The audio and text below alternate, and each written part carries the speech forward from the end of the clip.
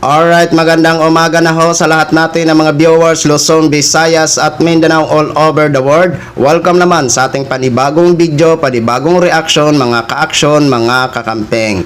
Marcos supporters versus Duterte supporters. Nagpang-abot ho mga ka-action sa harap ng Senado kahapon ho. Eto ho, nagkaroon ho ng konting tensyon at hablutan ng tarpaulin. Ito talaga ang ating mga kababayan ng mga DDS. Masyado naman kayong pasaway.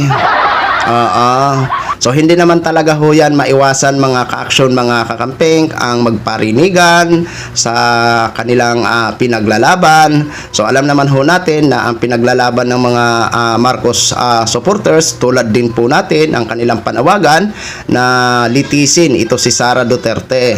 Dito ho kasi mga ka-action, dito sa video na ipapanood ko ho sa inyo, may sumisigaw kasi dito na impeach Sara, impeach Sara.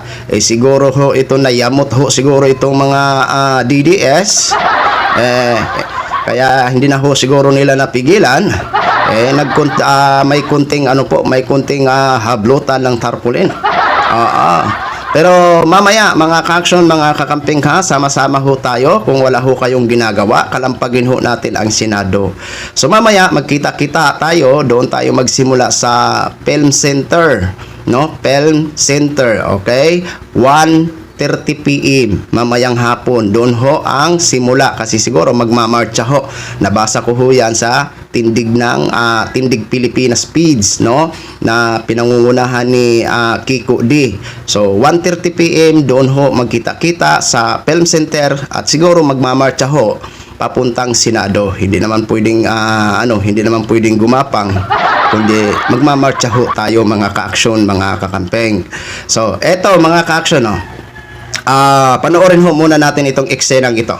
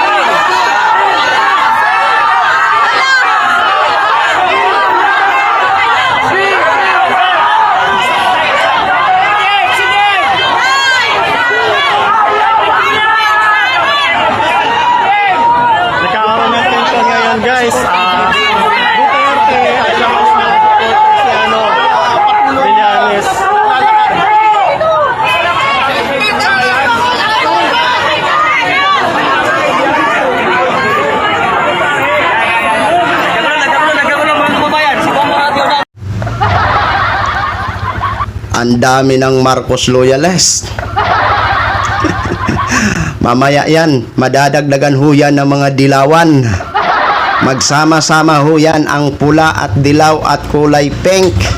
Naku ho mga DDS, baka matakpan ho kayo namin sa sobrang dami namin. Baka hindi ho kayo makita mamaya. Kaya kung gusto nyong makita na doon lang kayo sa gilid-gilid kasi sobrang dami ho namin mamaya. Pero ngayong alas 10 mga ka-action, mga kakampeng, nabasa ko din ho sa Kabataan Party List, mukha yatang 10 AM nandun ho sila, ang Kabataan Party List. Yung sa hapon kasi iba din grupo ho yun mga ka-action. Maganda ho sana kung nagsanib-sanib puwersa itong mga grupo na to, yung Kabataan Party List at yung Bayan Muna at iba pa, at Kasi maganda kasi kung magsanib-sanib puwersa mga ka-aksyon kasi makikita ho talaga ang crowd ng tao. Kasi ang Kabataan Party List, ganun din ho yan ang panawagan sa, parehas lang ho natin panawagan yan. Litisin si Sara Aris Bato. Oo. Pero wala ho tayong magagawa kay lagi ho sila nagbubukod eh. Oo. Pero maganda nga ho sana kung sama-sama muna ngayon kasi isa lang naman ang layunin o hangarin na litisin si Sara at Aris kaya Bato. 'Di ba? Yan po mga ka-action ha. Mamaya magkita-kita ho tayo mamaya ha sa Film Center 1:30 PM. No, sa mga gusto pong sumama dahil gusto nyo rin kami samahan sa aming mga panawagan, 'di ba? Magdala ho kayo ng inyong tubig, pagkain. Siyempre, kasi magdala lang kayo ng itlog Mga 10 itlog isama nyo na ako. Charot. So yun lang ho mga kakson, yan po ang eksena kahapon sa labas ng Senado, no. So kitang-kita naman natin na dihamak naman na marami talaga itong mga Marcos loyalists, yung mga nakapang white sila ho yun mga ka-action. Yung mga nakapang itim at green mga Duterte supporters ho yun, no? So yun lang po mga ka-action, no? Maraming salamat po sa ating mga viewers Luzon, Visayas at Mindanao all over the world. Ako po ang inyong lingkod, si The Action Man. Have a good day everyone.